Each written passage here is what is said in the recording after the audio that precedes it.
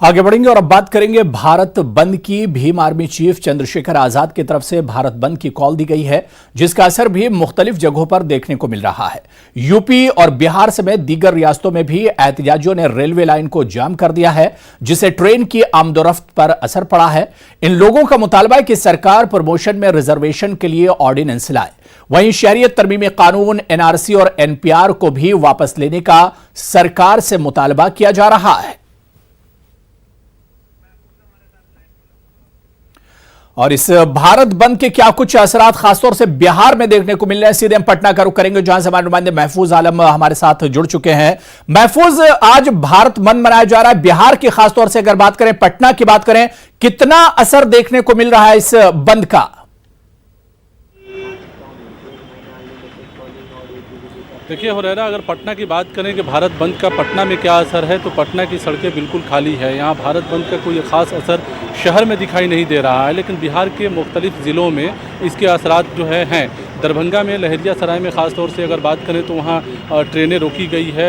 NH57 पे भी जो है, सुपौल में जो है NH57 को जाम किया गया है। नवादा में जो है उसका असर है, बांका में असर है। तो कई ज़िलों में भारत बंद का असर साफ तौर से दिखाई दे रहा है, भीड़ है। लेकिन पटना में आप देखिए, पटना का इनकम टैक्स इलाका है, आप देखिए किस तरह से यहाँ की सड़कों पर गाड़ी आसानी के साथ आ रही है और जा रही है। सड़कें खाली हैं, हालांकि आज बंद है और इतवार का दिन है, तो आमतौर पे पटना में ट्रैफिक कम होता है। अगर ये किसी और पार्टी का बंद होता तो इस सड़क पर पाँव रखने की जगह नहीं होती। यहाँ पे इनकम टैक्स पे ख़ास तौर से इनकम टैक्स के ठीक सामने में डक बंगला चौराहा है। और बंद में आमतौर पे पटना में जब भी कोई बंद होता है तो जो असरात होते हैं इस शहर में, यही इनकम टैक्स से लेकर डक बंगला चौराहे तक वो साफ़ तौर से देखा जाता है। लेकिन बंद का यहाँ पर असर नहीं है। आपको ये बताएं हो रहा है कि बिहार में बंद की हिमायत में तमाम अपोजिशन पार्टियों ने उसकी हिमायत दी है। RLSP ने हिमायत दी है, पप्पू यादव की पार्टी ने हिमायत दी है। इसके अलावा मुस्लिम ऑर्गेनाइजेशन ने भी जो है इसकी हिमायत दी है। इमारती शरिया बिहार और जमीयत उलमा हिंद ने भी बंद की हिमायत दी है, चूँकि शहरियत कानून को लेकर बिहार में ज़बरदस्त एहतजाज चल रहा है। बिहार के तमाम ज़िलों में चल रहा है, पटना में भी चल रहा है ख़वातीन का एहतजाज। इसको देखते हुए इस बंद की हिमायत में वो तंजीमें भी सरगर्म हैं जो एहतजाज को कहीं ना कहीं लीड कर रही हैं। अपोजिशन पार्टियों ने इस बंद की हिमायत की है, लेकिन पटना में इसका असर कुछ खास दिखाई नहीं दे रहा है। महफूज, हम देखते हैं कि आज ही आरजेडी की तरफ से, तेजस्वी यादव की तरफ से बेरोजगारी रथ यात्रा का भी आगाज किया जाना है। एक तरफ भारत बंद और दूसरी तरफ आरजेडी की रथ यात्रा, दोनों को मिलाकर किस तरह से देख सकते हैं? क्योंकि आज ही सरकार के खिलाफ आरजेडी की बेरोजगारी जो रथ यात्रा है वो भी निकलना है और दूसरी तरफ भारत बंद मनाया जा रहा है। क्या इन दोनों का को मिलाकर अगर देखें तो पटना पर खासतौर से असर पड़ेगा?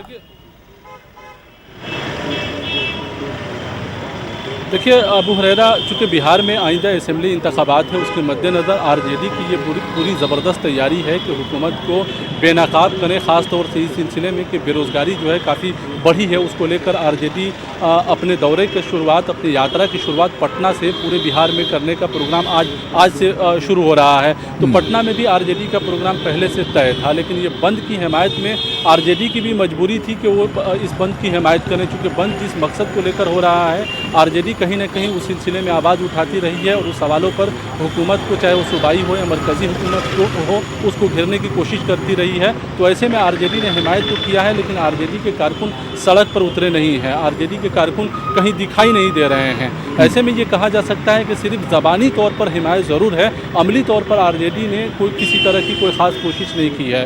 हुरैरा, आपको यहाँ ये भी बताना चाहेंगे कि रिजर्वेशन में प्रमोशन का सवाल लेकर भीम आर्मी ने बंद का कॉल किया है, जिसमें शहरियत कानून को भी शामिल किया है, NPR NRC का भी मसले को शामिल किया है।